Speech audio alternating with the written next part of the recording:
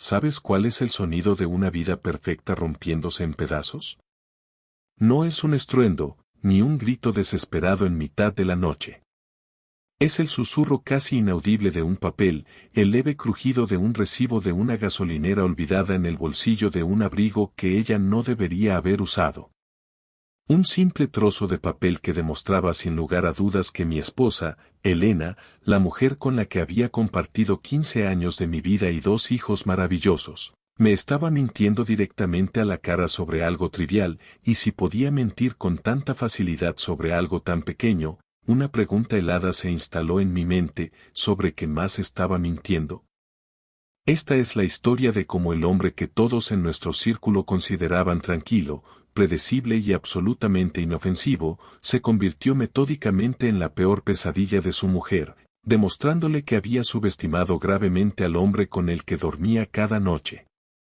Vivíamos lo que cualquiera habría descrito como una existencia idílica en una casa adosada en el corazón de Nervión, en Sevilla, un hogar que habíamos llenado de risas, de los dibujos de nuestros hijos, Sofía y Mateo, y de los ladridos torpes de nuestro perro, Balto.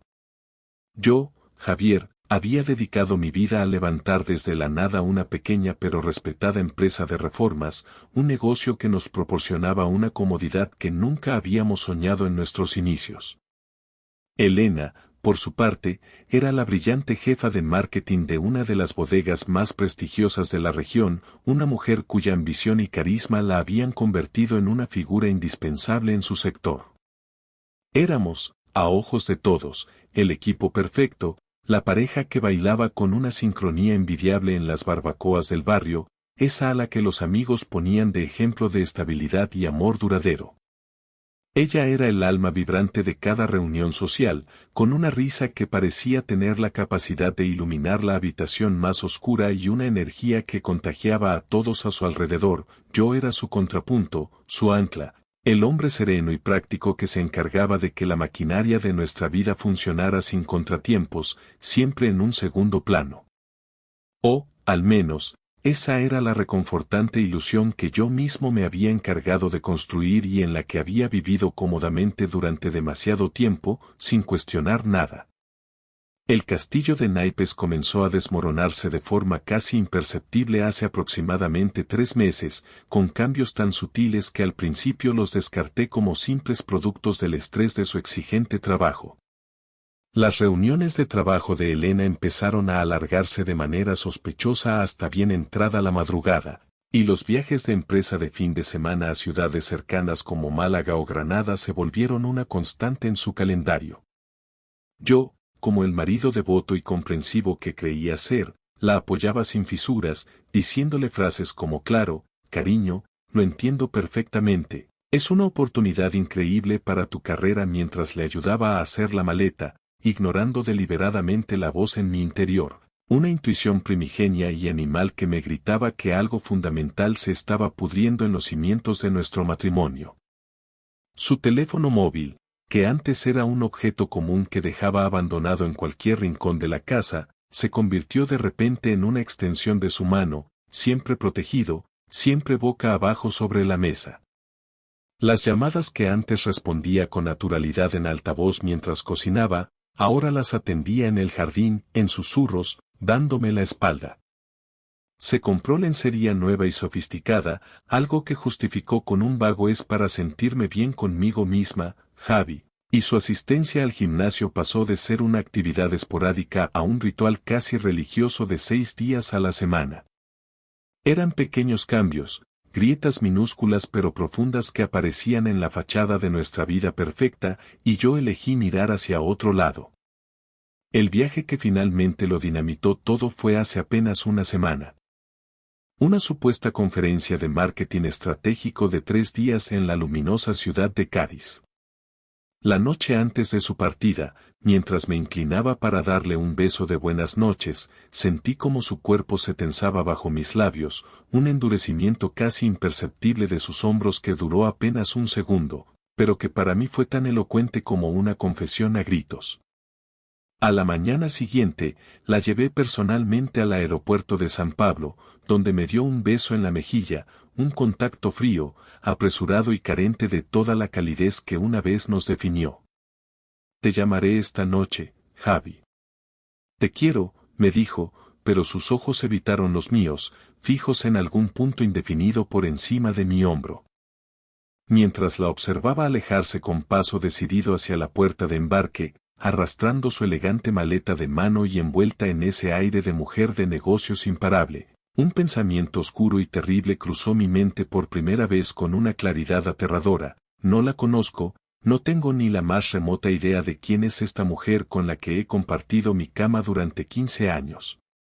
Y esa misma noche, en la quietud de una casa que de repente se sentía enorme y vacía, mientras mis hijos dormían plácidamente en sus habitaciones, tomé una decisión que cambiaría el curso de nuestras vidas para siempre. Encendí el ordenador de mi despacho, abrí el navegador y me dirigí a la página de nuestro banco para hacer algo que, en un exceso de confianza estúpida, no había hecho en más de una década: revisar hasta el último céntimo de nuestras cuentas bancarias conjuntas. Lo que encontré en los fríos números de aquella pantalla no solo confirmó mis peores y más profundos temores, sino que abrió de par en par la puerta a un infierno de traición y engaño que nunca, ni en mis más oscuras pesadillas, habría podido imaginar. La pantalla del ordenador me devolvía un reflejo fantasmagórico de mi propio rostro, una imagen distorsionada de un hombre que creía saberlo todo sobre su vida, pero que en realidad no sabía nada. Los números en la pantalla, fríos, implacables, eran más elocuentes que cualquier grito o confesión que Elena pudiera haber hecho. El extracto de la cuenta conjunta mostraba un patrón de gastos que mi mente, acostumbrada a la lógica implacable de los presupuestos de reforma, no tardó en descifrar. Había una serie de pequeños retiros de efectivo, siempre alrededor de 200 euros, realizados en cajeros automáticos en zonas que no frecuentábamos, a menudo a última hora de la tarde, justo en las fechas en que Elena había reportado reuniones de trabajo particularmente largas. Lo que realmente me heló la sangre fue el cargo recurrente de una conocida cadena de hoteles de paso de la autovía A92, siempre en la misma fecha del mes, siempre pagado con nuestra tarjeta de crédito, pero con la característica distintiva de que la factura se cargaba bajo la categoría de gastos de viaje profesional de la bodega, camuflado hábilmente entre comidas de empresa y facturas de combustible. El último cargo, de la semana anterior, coincidía precisamente con el día en que ella me había besado con esa frialdad en San Pablo antes de su supuesto viaje a Cádiz. Cádiz, pensé con una amargura que me quemaba la garganta, esa era la coartada perfecta, una cortina de humo profesional para cubrir una traición que, según el rastro digital, llevaba ocurriendo al menos 5 meses. Mi mente se disparó hacia atrás, rebobinando los últimos meses como una vieja cinta de video, y de repente, cada pequeño detalle que había ignorado o justificado se unió en una imagen clara y devastadora. Recordé una discusión trivial de hacía 2 meses en la que Elena se había enfurecido desproporcionadamente cuando le pregunté por un cargo no identificado en la tarjeta. Un pago que ella había achacado a un error administrativo y que ahora, con esta nueva información, tomaba un significado oscuro. Recordé con una nitidez dolorosa el olor a un perfume nuevo, intenso y ajeno, que noté en una de sus bufandas después de una de esas largas noches de trabajo, un olor que en su momento atribuí a una colega.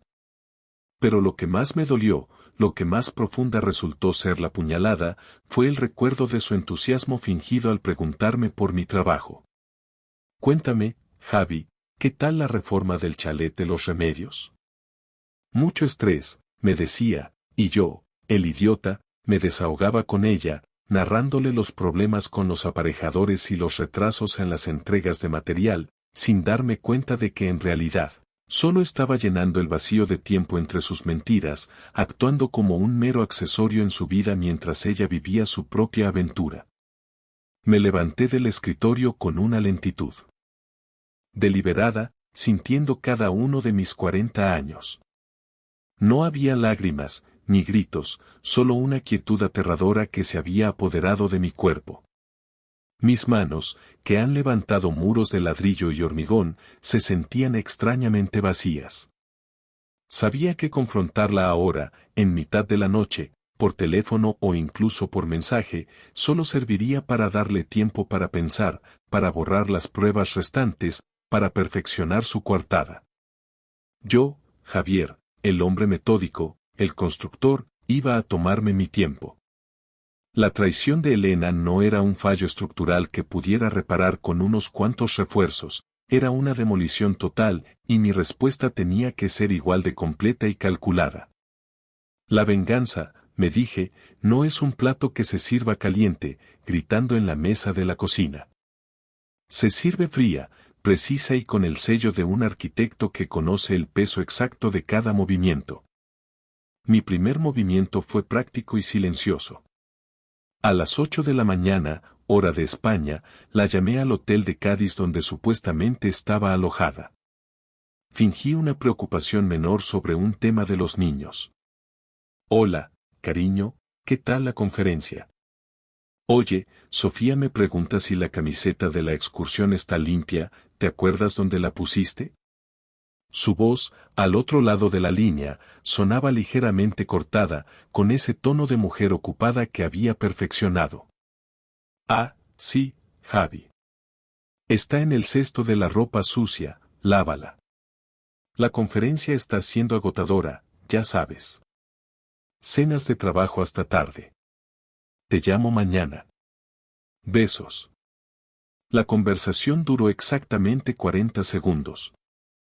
Colgué y marqué el número de su madre, Carmen, con una firmeza que me sorprendió. Carmen, ¿sabes el nombre del hotel en Cádiz donde está Elena? La he llamado, pero no recuerdo si es el Meliá o el Parador para mandarle unas flores. Carmen, ingenua, me dio el nombre del hotel sin dudarlo. Acto seguido, utilicé una aplicación de búsqueda de hoteles para ver fotos del hall de ese hotel y, como esperaba, no coincidía con el fondo de las fotos que ella había subido a sus redes sociales etiquetando el lugar. Además, revisé los cargos de nuestra tarjeta de crédito de las últimas horas y descubrí que no se había realizado ninguna compra o cargo en Cádiz. Ella no estaba allí, y lo que era más importante, no había estado en Cádiz en absoluto.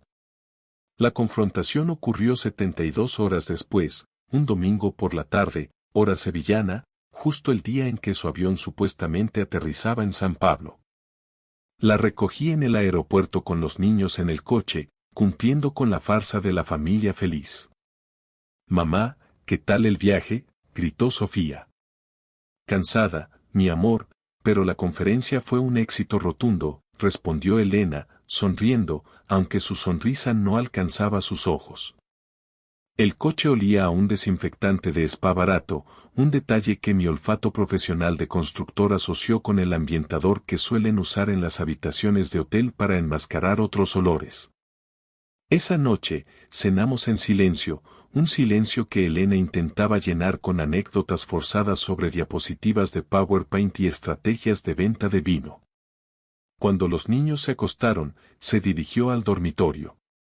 Voy a darme una ducha, Javi, estoy muerta. Yo la esperé en el salón, sentado en nuestro sofá de cuero.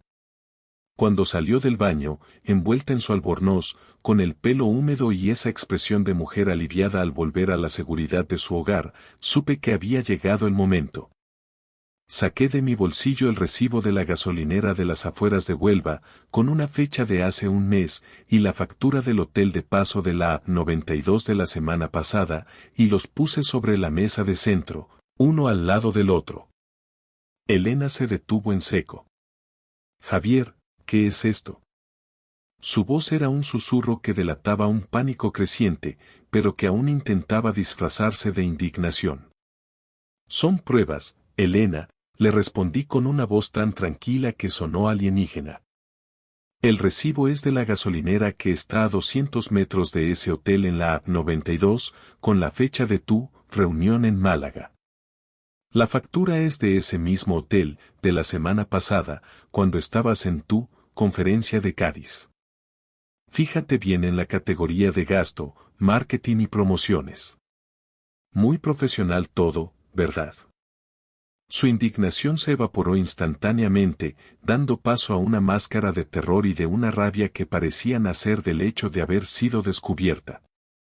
Has estado espiándome. Has revisado las cuentas. No tenías derecho, gritó, con el rostro enrojecido. Se acercó a la mesa y agarró los papeles con manos temblorosas. No es lo que parece, Javier, te lo juro. Es un compañero de trabajo, una tontería que se nos ha ido de las manos. Fue solo un par de veces, no significa nada, solo estábamos hablando de los problemas en casa. Yo estaba abrumada, tú siempre tan metido en tus reformas, no me escuchabas. Las excusas salieron atropelladamente. De su boca, una lluvia de justificaciones prefabricadas que no lograban disimular la podredumbre que había en el fondo. Me levanté, la cabeza rozando el techo. Nunca he sido un hombre violento, pero la calma que sentí en ese momento era más aterradora que cualquier golpe. Una tontería que se os fue de las manos, repetí lentamente, mi voz un escalpelo de acero. 5 meses, Elena.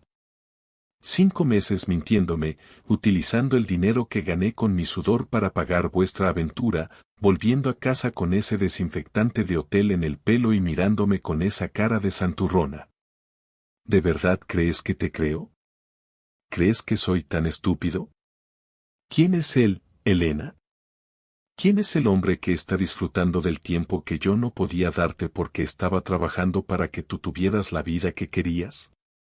Elena intentó recuperar su compostura, cruzando los brazos sobre el albornoz con un gesto defensivo que la hacía parecer ridícula. Se llama Antonio, es el director comercial. Empezó como un hombro para llorar, Javier, él me entendía. Me dijo que te pidiera el divorcio, pero yo no podía, por los niños, por la estabilidad. Pensaba en dejarlo, lo juro, solo dame un poco de tiempo, no arruines esto. Arruinar esto, la interrumpí, escupiendo las palabras. Tú lo arruinaste hace 5 meses, Elena, no yo. Ahora, tienes 1 hora para recoger todas tus cosas, solo lo que quepa en 2 maletas de mano. Mañana por la mañana, cuando los niños se despierten, no vas a estar aquí. Y si intentas contactar con ellos antes de que yo lo decida, no volverás a verlos. ¿Entendido?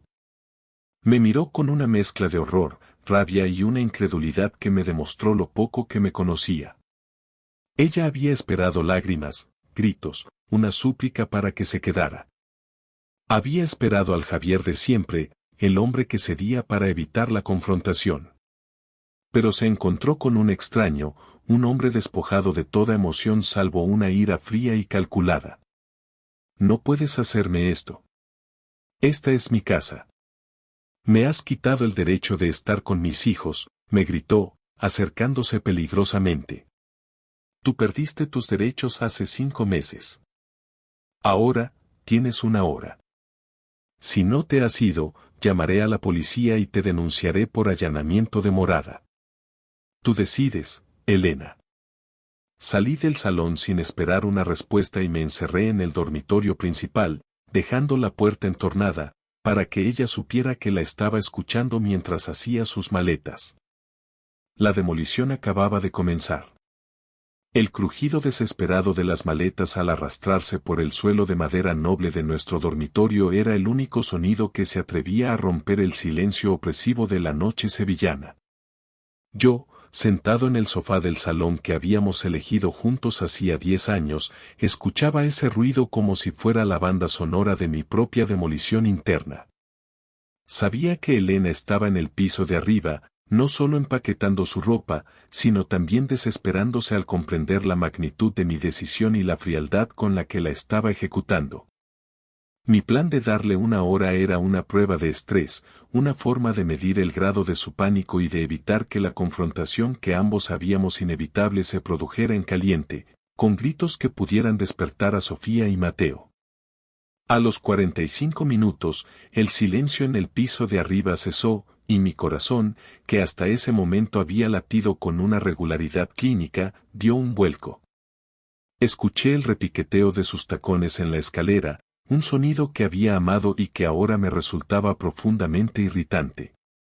Elena apareció en el umbral del salón, no con sus dos maletas prometidas, sino solo con una, y su apariencia era una mezcla calculada de furia, desesperación y una última pizca de la arrogancia que la definía.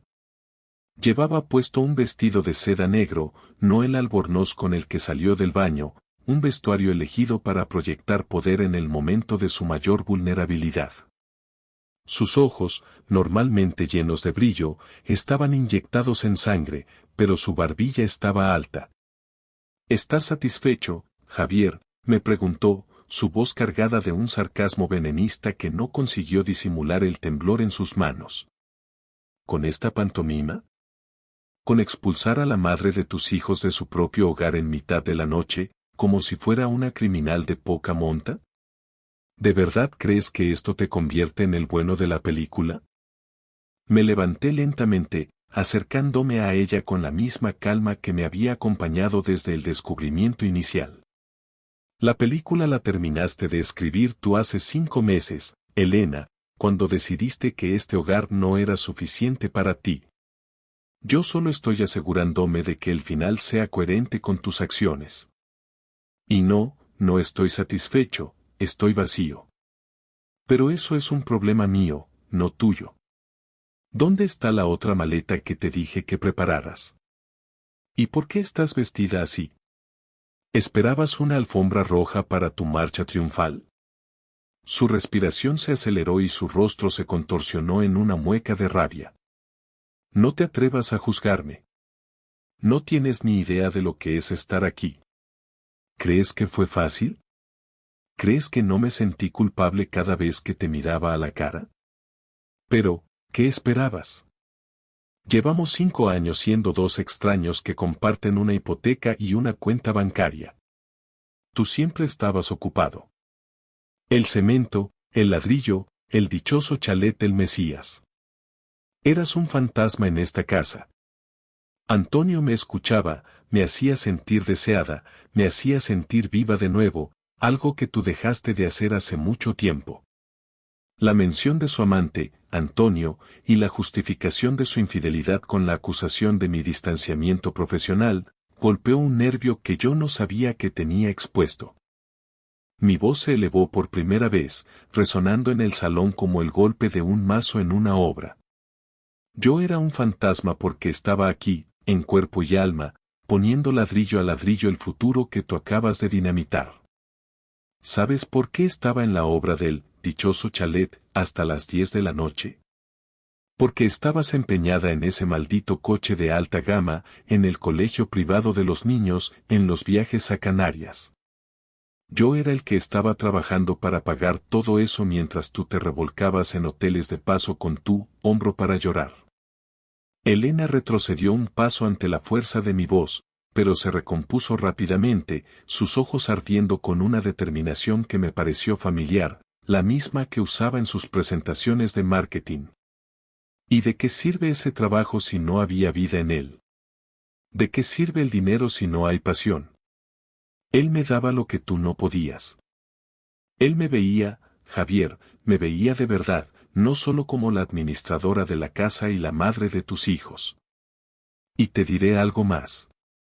Me pidió que me fuera con él. Me dijo que me divorciara de ti porque tú ya no me merecías.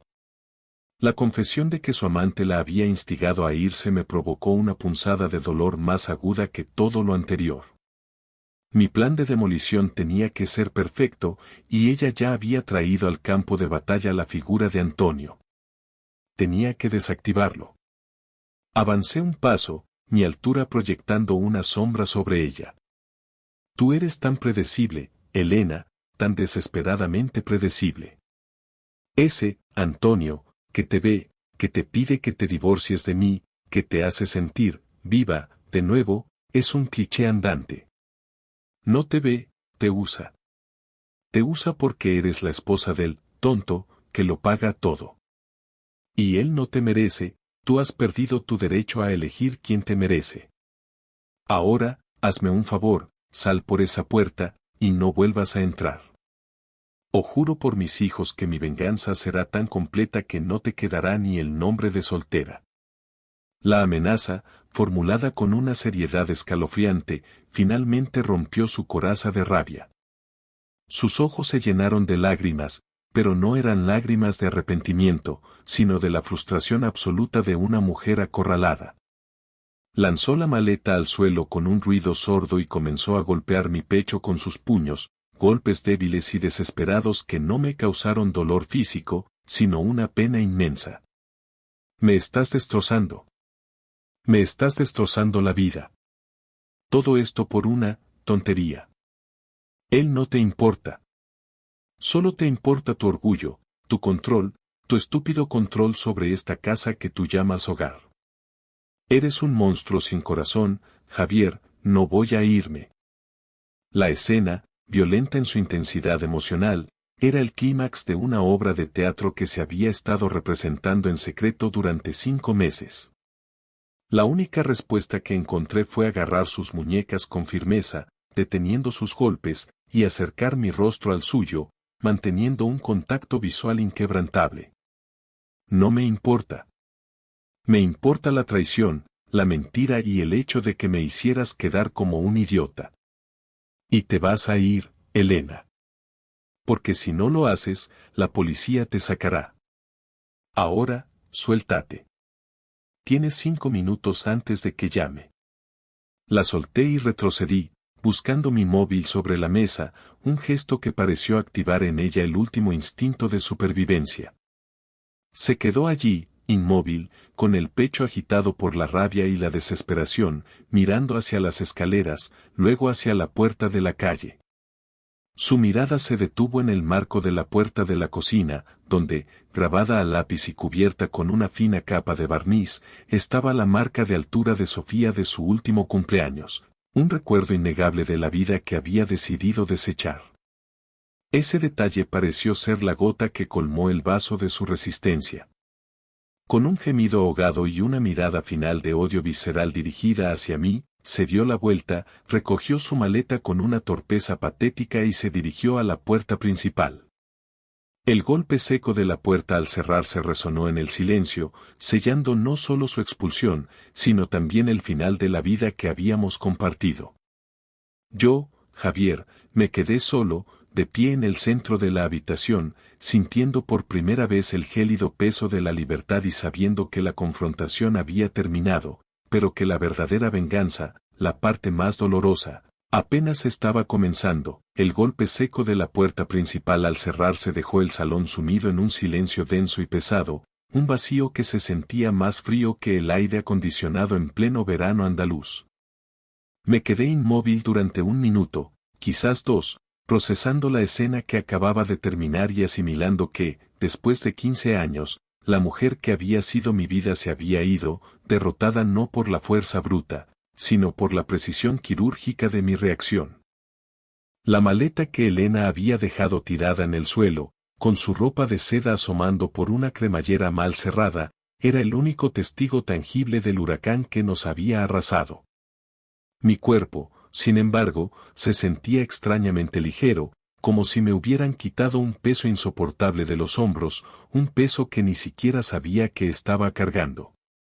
Mi mente, la mente de un constructor acostumbrado a la planificación a largo plazo, no se permitió el lujo del colapso emocional. La demolición estaba completa, pero ahora venía la fase más importante, la reconstrucción, y para ello, necesitaba asegurar el terreno, lo que en este caso significaba asegurar mi posición legal y económica. Me dirigí a mi despacho, un espacio que siempre había sido mi santuario, y encendí el ordenador. La primera llamada que hice fue a las 8 de la mañana, hora española, a Ricardo Montes, un abogado de familia de mi entera confianza, conocido en Sevilla por su discreción y su implacable eficacia en el litigio. Ricardo no se andaba con rodeos, era un hombre de hechos, justo lo que necesitaba en ese momento. Ricardo, soy Javier. Necesito reunirme contigo hoy mismo, sin falta. Es urgente, y necesito tu absoluta confidencialidad. Elena y yo hemos terminado. Ella se ha ido de casa anoche.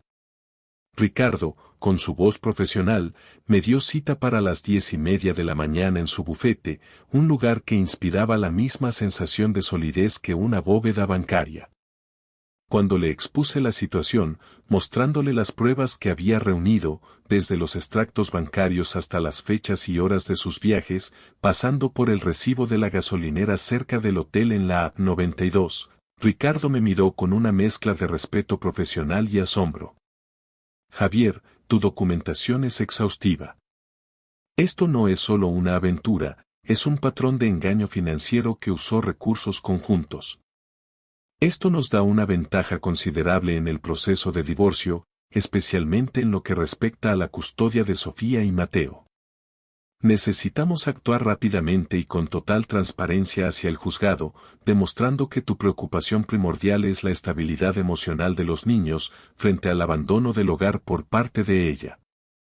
El siguiente paso fue la venganza tangible, la acción que aseguraría que Elena sintiera el peso de su traición no solo en su corazón, sino también en su cuenta corriente y en su vida profesional. La traición más dolorosa de Elena había sido la de utilizar el dinero que yo ganaba para financiar su infidelidad, y mi respuesta tenía que ser un golpe directo a su economía. Le ordené a Ricardo que preparara inmediatamente el papeleo para congelar los activos líquidos de las cuentas conjuntas, a excepción de una pequeña cantidad destinada a los gastos inmediatos de la casa. Además, y aquí es donde mi venganza tomó un giro personal y premeditado, le pedí que me ayudara a liquidar la hipoteca de la casa de Nervión utilizando mis ahorros personales y un préstamo a mi nombre, y a poner la propiedad de la casa a nombre de una sociedad limitada de la que yo era el único administrador.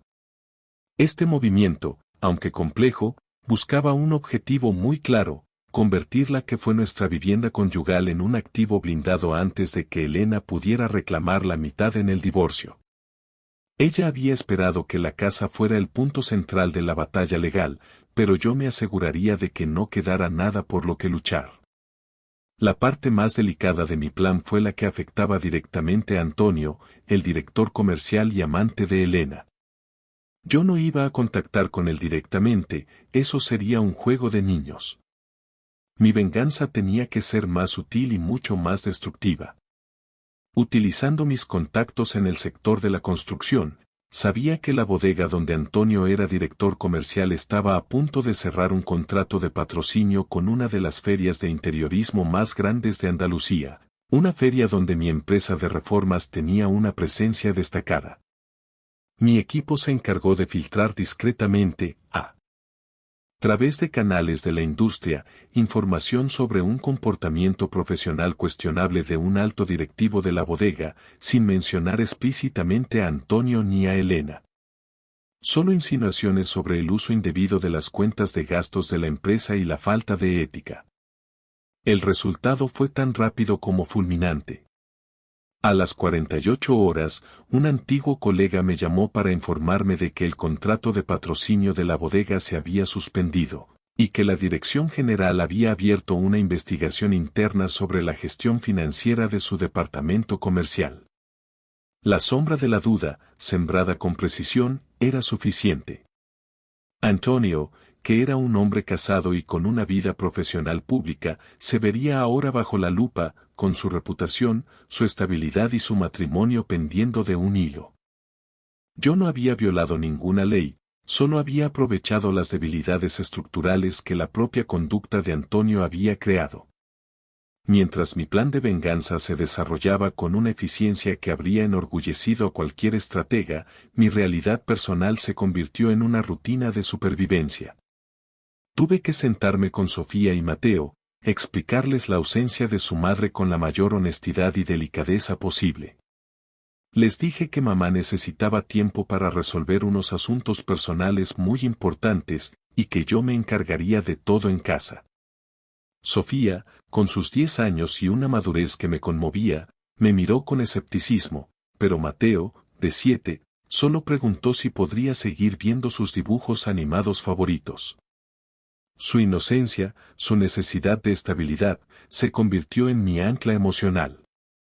Yo, el constructor, me convertí en el pilar inquebrantable de mi hogar, cocinando, ayudándolos con los deberes y asegurándome de que su rutina diaria no se viera alterada por el caos que nos rodeaba. Mi teléfono sonó a última hora de la tarde, un número desconocido, y supe que era Elena. Javier, por el amor de Dios, ¿qué has hecho? Mi tarjeta no funciona. No puedo pagar la habitación del hotel, me han echado. No tengo dinero. ¿Me estás dejando en la calle? ¿Cómo has podido hacerme esto? Su voz, al otro lado de la línea, estaba rota por el pánico y sonaba menos a jefa de marketing y más a niña abandonada. Hice lo que tenías que hacer, Elena. Congelé las cuentas conjuntas porque has demostrado un uso irresponsable de nuestros recursos. Tienes la cantidad legal necesaria para tus gastos básicos, el resto se gestionará a través de nuestros abogados. Ya tienes uno, ¿verdad? Contacta con él. Y sí, te recuerdo que elegiste irte de esta casa, no te dejé en la calle, elegiste irte tú. Asume las consecuencias de tus actos. Si necesitas dinero, pregúntale a Antonio, él es el que te veía, el que te hacía sentir viva. Colgué sin esperar su respuesta. El sabor de esta venganza era amargo, pero absolutamente necesario para mi propia supervivencia. Las semanas que siguieron a la expulsión de Elena se sintieron como vivir en una realidad paralela, donde la casa era el mismo espacio físico de antes, pero carecía por completo del alma que alguna vez la había habitado.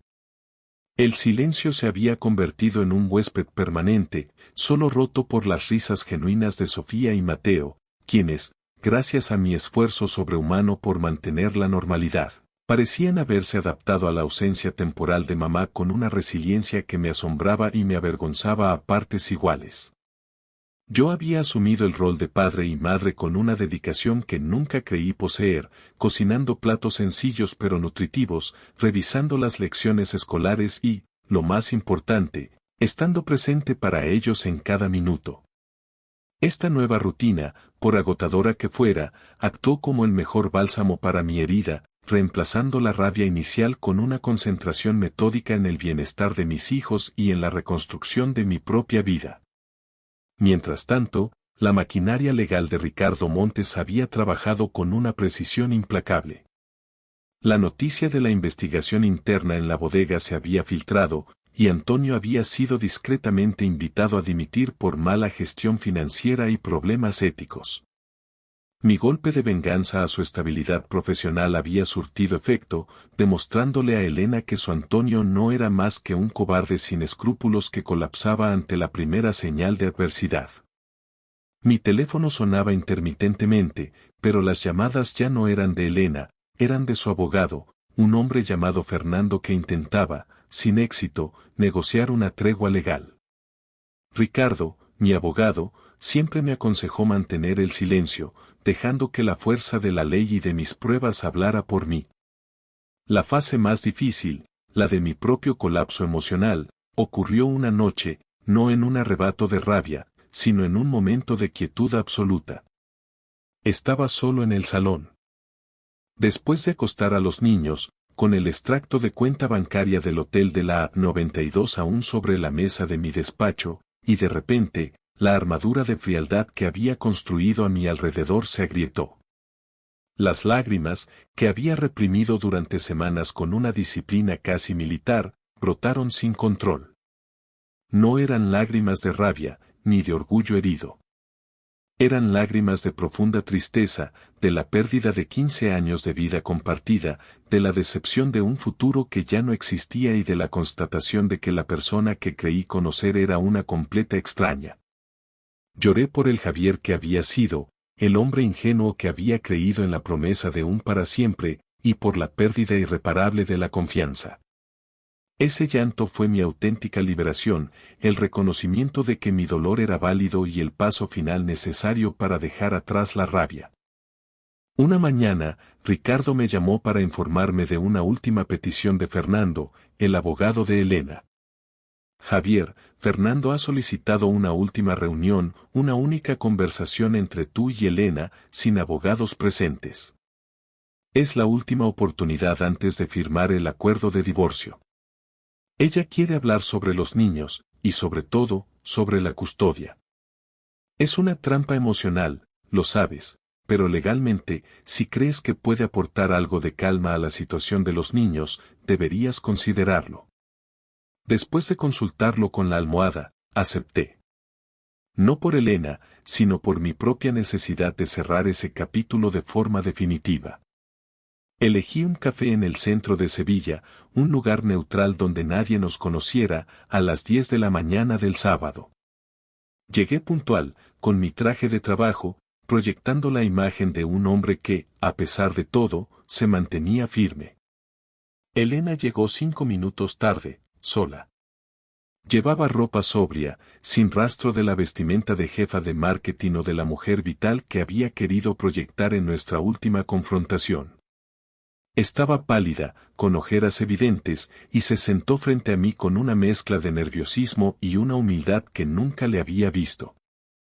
Gracias por venir, Javier, dijo, con la voz apenas audible. ¿Cómo están Sofía y Mateo? Están bien, Elena. Se han adaptado, me tienen a mí. Yo me encargo de ellos, de su estabilidad, de su vida. No tienes que preocuparte por eso, yo estoy aquí para protegerlos. Mi única prioridad es su bienestar. Elena asintió lentamente, sus ojos fijos en la taza de café que yo había pedido. Lo sé, y no te culpo por nada de lo que ha pasado, Javier. Lo que hiciste, yo me lo busqué. Fui estúpida, egoísta.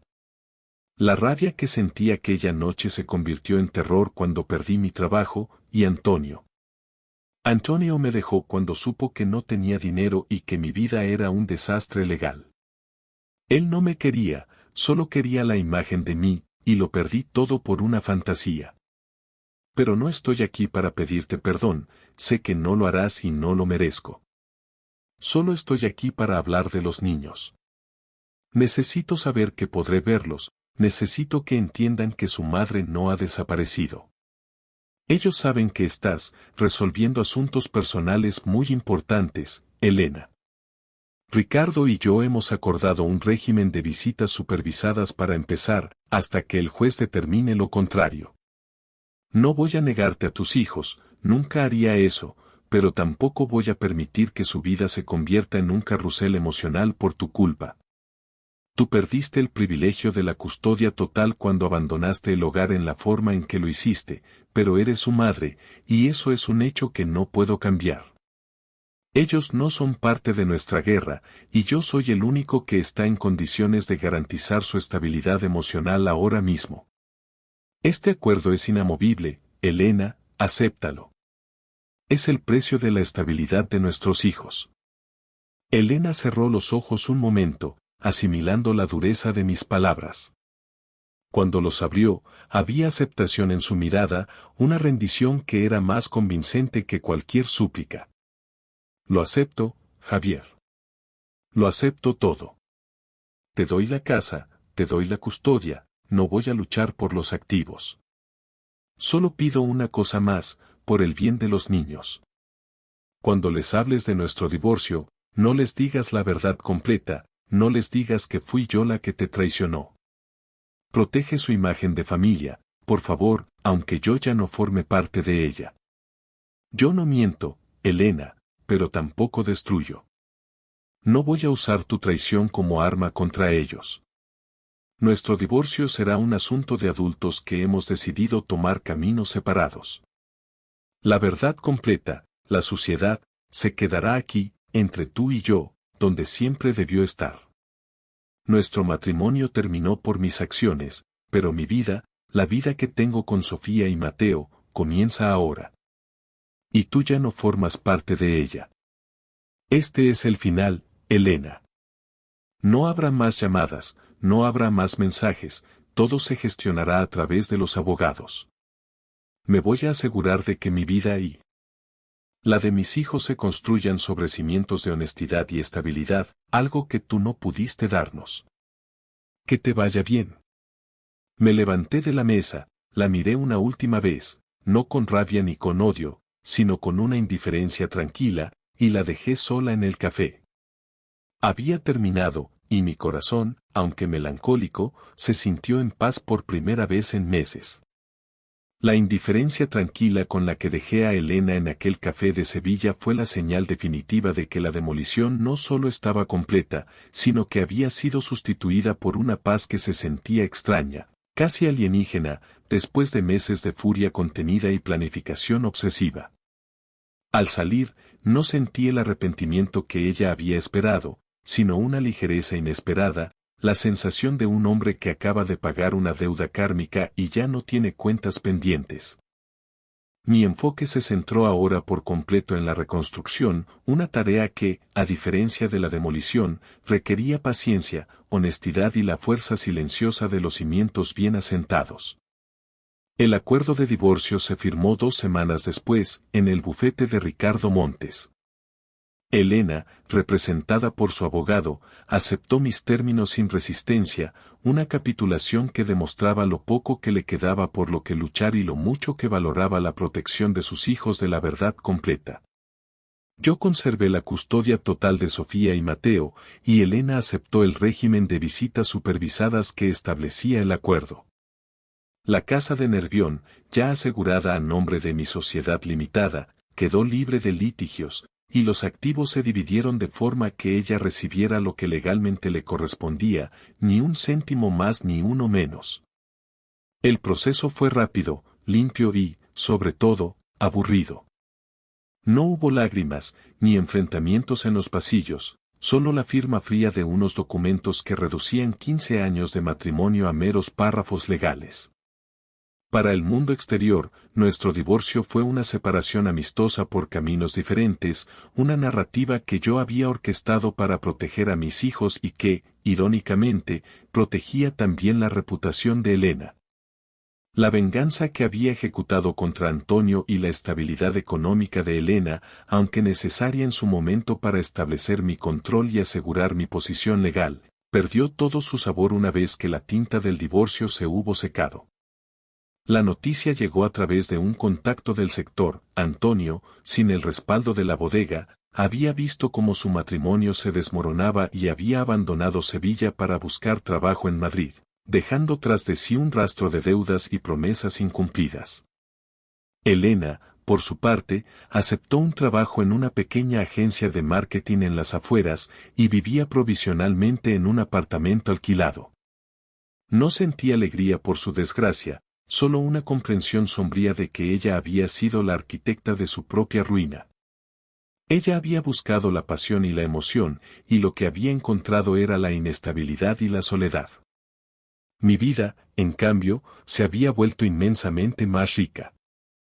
El tiempo que antes dedicaba a la frustración silenciosa y a la planificación de la venganza lo invertí ahora por completo en mis hijos y en mi empresa. Yo, el constructor de muros, me había convertido en el constructor de vidas. Las mañanas comenzaban con desayunos preparados por mí, con charlas sobre los sueños de Sofía de ser veterinaria y el entusiasmo de Mateo por el fútbol. Mi empresa de reformas, que hasta entonces había sido solo una fuente de ingresos, se convirtió en una extensión de mi propia disciplina y valores. Dejé de aceptar proyectos que me exigieran estar fuera de casa por las noches, me centré en la calidad sobre la cantidad y reorganicé mi equipo para tener una presencia constante en la vida de mis hijos. La estabilidad que Elena había dicho que había perdido la encontramos en la rutina inquebrantable de nuestro hogar. Mi relación con Sofía y Mateo se transformó. Las conversaciones eran más profundas, los abrazos más sinceros. Ellos percibían la paz en mí, la quietud del hombre que ya no cargaba con el peso del engaño, y me devolvían esa paz con una confianza que sanaba mis heridas más rápido que cualquier terapia. Nunca les hablé de la traición de Elena. Simplemente les dije que mamá y yo ya no éramos felices juntos, pero que nuestro amor por ellos es más grande que cualquier edificio. Sofía, con su madurez inusual, fue la única que me preguntó una tarde si mamá volvería a ser feliz, y yo, mirándola a los ojos, le respondí con honestidad, eso espero, cariño, todos merecemos ser felices, Y solo depende de las elecciones que hagamos. Mi vida social también se reajustó. Mis amigos, los mismos que habían sido testigos de la pareja perfecta, se acercaron a mí con respeto y apoyo. Les conté la verdad sin dramatismo, exponiéndolos hechos como un informe de obra, y su reacción fue de una lealtad incondicional. Ellos no me juzgaron, solo me rodearon de la camaradería que necesitaba, reconociendo al hombre que había defendido su dignidad sin caer en la destrucción emocional. Un año después del divorcio, mi vida era irreconocible. Mi empresa había crecido, mi posición financiera era más sólida que nunca y, lo más importante, era un padre presente. Un sábado por la tarde, mientras trabajaba en el jardín de casa, Sofía y Mateo se acercaron a mí. «Papá», dijo Mateo, «la abuela Carmen dice que vas a vender la casa». «Es verdad». Me detuve, mirando el hermoso jardín que había descuidado durante años de fatiga y estrés. «No, mi vida, la casa no se vende. Esta casa es vuestra, es nuestro hogar. El papá solo está haciendo unos cambios para que sea más nuestra, ¿vale?» «Papá», intervino Sofía, con esa mirada profunda que me recordaba a mí mismo, «ahora eres más feliz, ¿verdad?» «Mucho más, cariño», le respondí, abrazándolos a los dos con fuerza. Porque he aprendido que un buen constructor no solo sabe cómo levantar un edificio, sino también cuándo debe demoler lo que ya no tiene arreglo para poder construir algo nuevo y mejor sobre cimientos sólidos. Esa noche, acostado en la cama, miré el techo. Elena me había enseñado la lección más importante de mi vida, que la confianza es el único cimiento que no se puede reparar una vez que se rompe. Ella había buscado la liberación en la traición, y lo que había encontrado era el aislamiento. Yo había buscado la liberación en la venganza, y lo que había encontrado era una paz genuina y una segunda oportunidad para ser el padre y el hombre que siempre debí ser. La historia del hombre tranquilo que se convirtió en la peor pesadilla de su mujer había terminado. Lo que quedaba era la historia de Javier, el padre que reconstruyó su vida sobre la base de la honestidad y la dignidad, una vida que, por fin, se sentía inquebrantable y real.